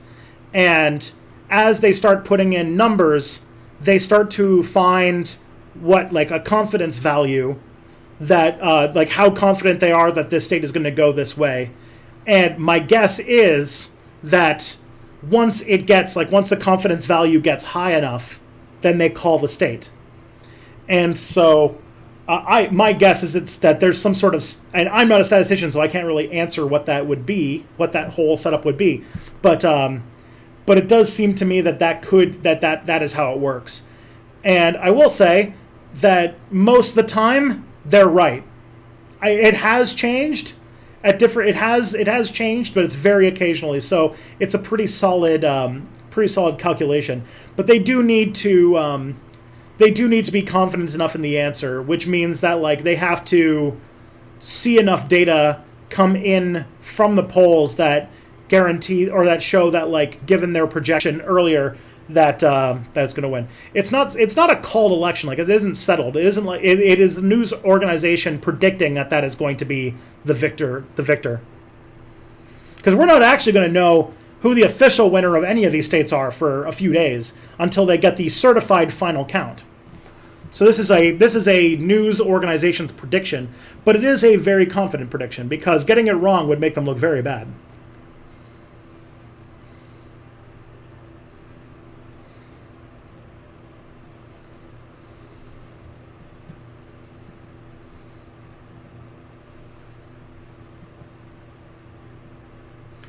To make the white supremacists stop, we should expand the definition of white to include everyone. Loved Quickstep. Oh, that's nice. Does Kelly's vote still go towards Indiana? Yeah, she still votes in Indiana. It Could Happen Here is a very scary podcast, and while I don't see that happening on election night, the chances of that happening in the next year or two, or the next few months, or if this election gets very contentious or contested, then I could see violence breaking out. A full-on civil war, though, will be an escalation. It'll start small, and it'll sort of gain momentum. Tristan Won't Shut Up is fantastic. I don't know why those vids would not perform well in Step Back. I think that, just honestly, what I'm learning about YouTube is that your channel sort of has to only do one thing. You have to have one target audience and do one thing for them, and then just do that. Then, if that's the case, If that continues to be the case, then your channel will grow. So Tristan Won't Shut Up and Step Back, while there is a lot of a lot of bleed over between those two, they do have different audiences. I do look at what other videos your audience is also watching, and it is slightly different. And so Step Back, the way that the channels work is Step Back, you should open a Step Back video and expect to hear about history. And if they don't, whoa, here we go. Okay, let's see. What do we got? We got a few states here. So, all right, we got New York. Very not surprising that New York went to Biden. So that's going to be a huge amount of electoral college votes. Then we've got... Do anything interesting new counted besides New York? New Mexico. So New Mexico. Then the Dakotas. So North Dakota, South Dakota, and Wyoming went to Trump. Again, these are not competitive. These are not competitive elections. Arkansas and Louisiana, again, very red states. Arkansas, Louisiana,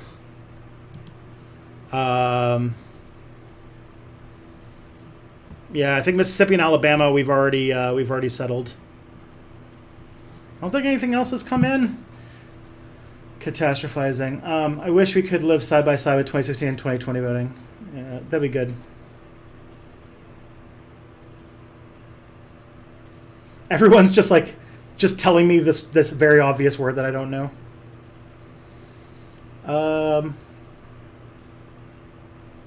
What if Trump dissolves the Republic and declares the first galactic empire, but then Pence's long-lost son rallies a resistance and overthrows it? Fuck yeah.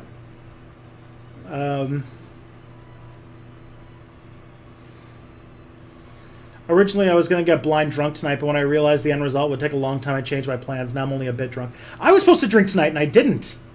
Oh, no. If only my wife was watching the stream and could get me the stream was supposed to end 2 minutes ago. I just realized. So, let's see. Let's get some last questions, and then I'm going to try and get you guys in, because I'm going to go and go see. Missouri and Kansas are still counting. Yeah. Okay, it is 9 o'clock. I'm gonna go and try to get on the Surf stream, which is on twitch.tv/ I think it's Surf's TV. So I'm gonna raid them before I get into the lobby for that. So it's been radical. I know that this has been sort of a weird stream, but honestly, this is a weird night. I'll be back on Friday, so hopefully we'll have some more news to talk about then. I imagine things are gonna go quite bananas. So in the meantime, have an amazing night. Or at least try to. Take care of yourselves. Don't listen to the tyranny of light blue and dark blue. That's my advice.